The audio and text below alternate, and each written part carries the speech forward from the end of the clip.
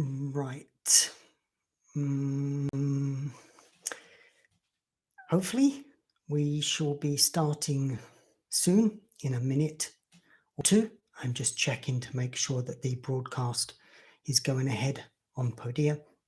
Welcome to all ninjas, grasshoppers, and members of the Teapot Monk Academy that have joined me today, and those of you that will be hopefully viewing this over the next few days as I try and keep it up live, or at least on the Podia platform for you to access.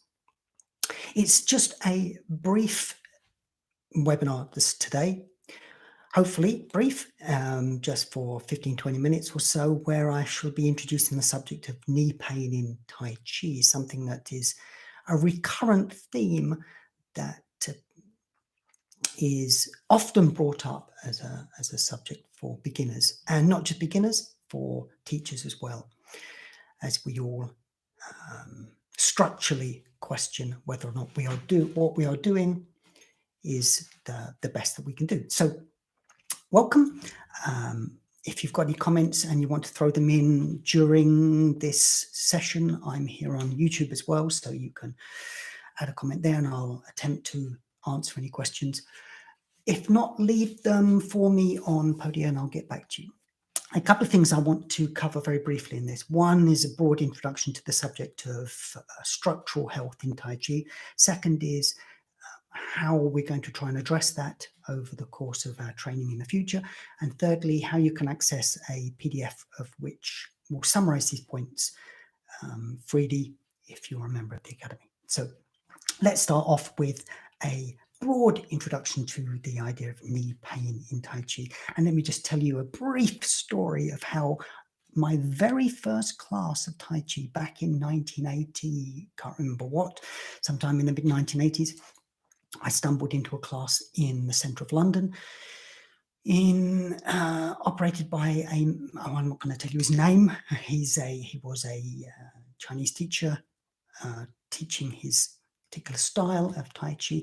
And the first exercise he performed and got us all to practice was that popular exercise that I'm sure you've all seen demonstrated since many a times, is where your legs are close together.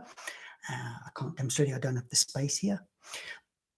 Feet are close together, knees are close together, bend your knees, sink down, place both hands on top of your knees, and then rotate them widely in one direction like the hours of a clock, and then back the other way with all your weight going round with it. And he claimed, obviously no one could question him, partly because his English wasn't that good, but secondly that he came up with all of this circumstantial evidence that his mother, grandmother, and his grandmother's dog had lived until a ripe old age, performing this exercise every day, at least twice.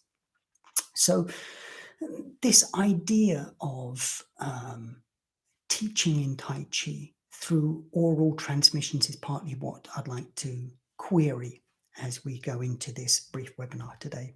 The idea that Tai Chi is in itself a discipline that requires no input from any other sources. It's self-contained, it's all healthy, it's all about looking after your body. There's nothing that you can possibly do in a Tai Chi class that could be potentially remotely harmful to you. And we don't need to look outside for assistance or references for research that's done on these subjects. And whilst we have this idea that Tai Chi is just this oral transmission passed down from teacher to teacher through experiential classroom situations, we will never, ever address these needs because we feel it's all self-encompassing.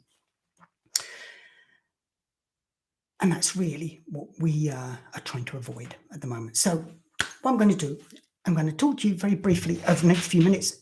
It's not really about people who come into Tai Chi with pre-existing knee conditions. If you have severe osteoporosis, severe arthritic conditions, if you've had both knees replaced in an operation, or maybe you don't even have any knees, I'm not really addressing these issues in the class. It's really about how we can come to Tai Chi and we can practice it healthily and safely.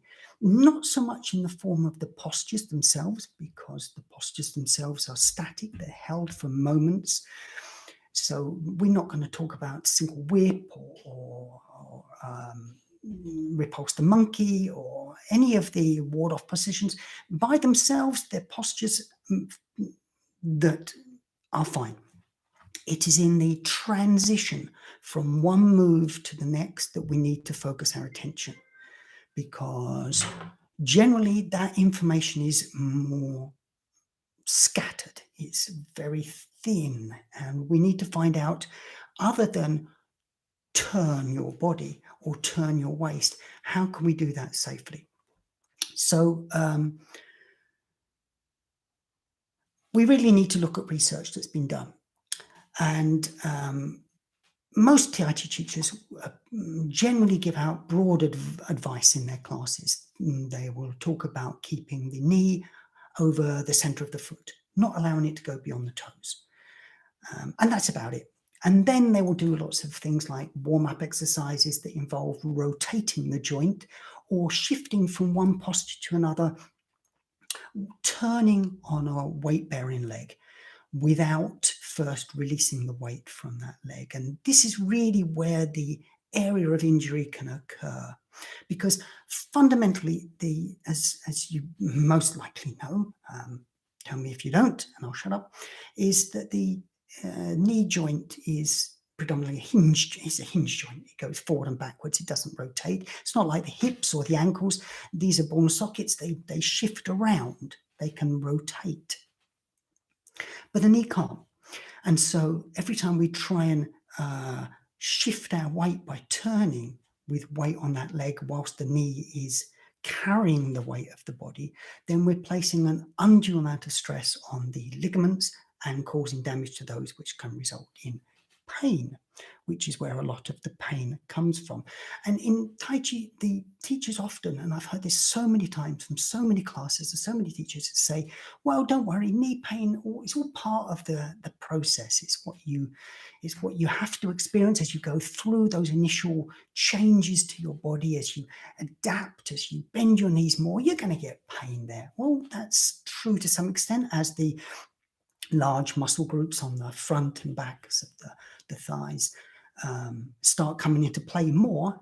If you bend your knees, you're using those large muscle groups, and they will ache if you haven't used those muscle groups previously.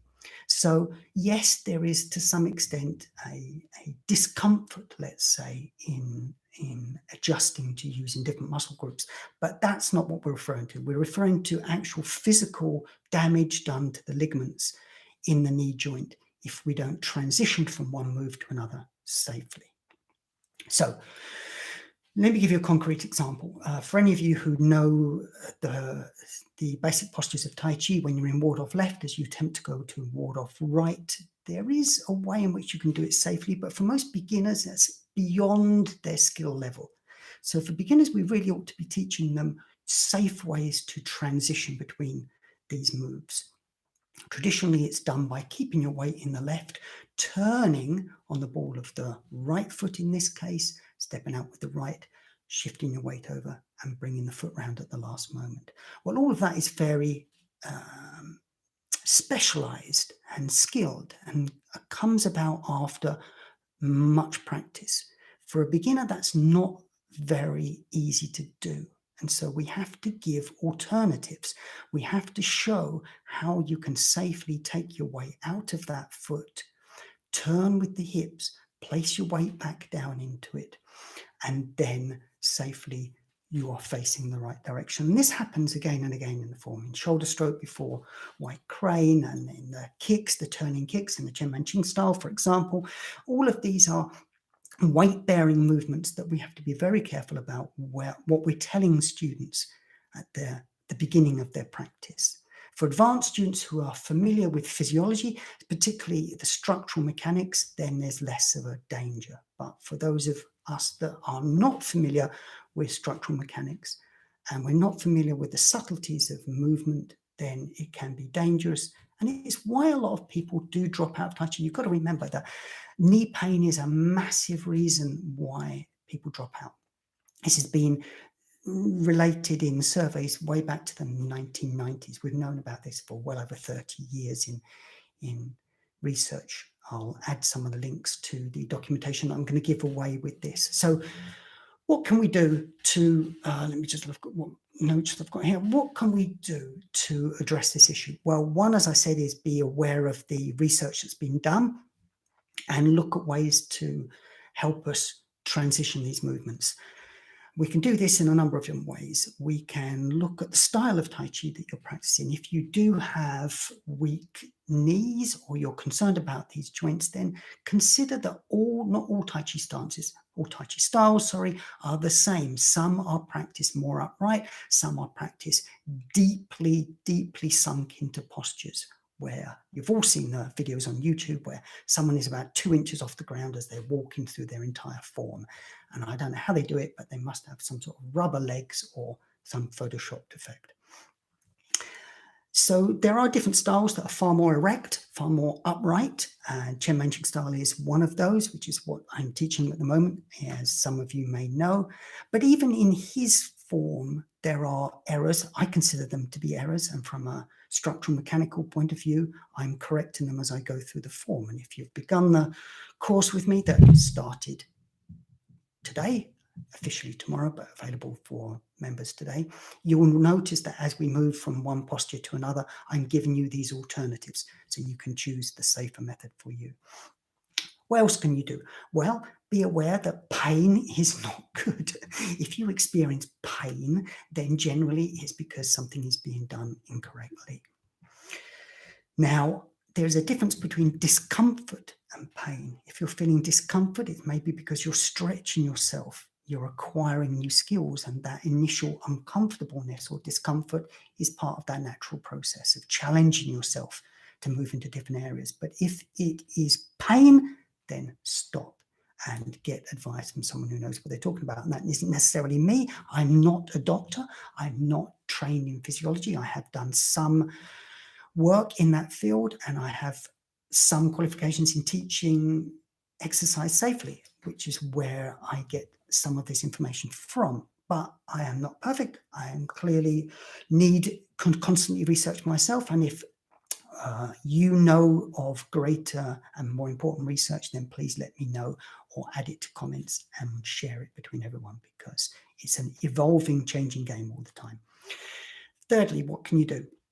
Build strength in your quads and your hamstrings to help stabilize the knees, and avoid turning moves where the weight is in the leg, the weight is being carried in that leg, and you're turning on that joint. You really need to be looking at turning using your waist and hips, sinking into the hips and turning there, stabilizing the knee, not twisting it. And I've included some of these exercises that might be helpful in the PDF that I'm giving away. And you can get that PDF if you're a grasshopper. Go into your worksheets folder. I placed it there this afternoon. Have a look for your membership files, look for worksheets, and you'll find the PDF on these in there. And for ninjas, have a look at the teaching resources folder. It will be added there. And for ninjas, as well, as I promised earlier, I will give you a video next week sometime on showing you how these things can be taught more safely with physical demonstrations. So ninjas, keep an eye on a video that will be uploaded for you next week. Okay, that's really it. It's a very brief description of where I see the problem being in the teaching of Tai Chi and the learning of it. I'll just leave you with one last comment, which is don't rely on your teachers to point this out for you. I'm saying this hoping that I will be corrected, and many teachers will say, well, no, I teach it correctly. I mean, we all believe we teach correctly in the same way that we all believe we're really good drivers, even though we statistically show that we're not generally what we think we are. So the way to to counter this is to look at the research, look at the structural mechanics, look at the physiology of it, and see how the joint works and how to operate safely, and not just defer to the oral transmission of teachers that have been passed down generation after generation after generation. We need to always question this information and adapt it to what we're doing. And that is the final note for you. Remember, adapt, adapt, adapt. Change the form if you need to. There's nothing sacrosanct about it. Do not believe that it cannot be altered. It can always be altered, and it can always be improved on, hopefully, as we evolve as people and as a practice. So that's it. I hope this has been of value to you, and leave comments if you can below, and I'll get back to you. I'll try and maintain this stream available for you over the next few days. For anyone who's missed it, thank you for joining me on this short introduction to knees. Don't forget to go and get your PDF, and have a good weekend. And those of you who are joining the course, I'll see you there. Otherwise, take care, and thank you for your time.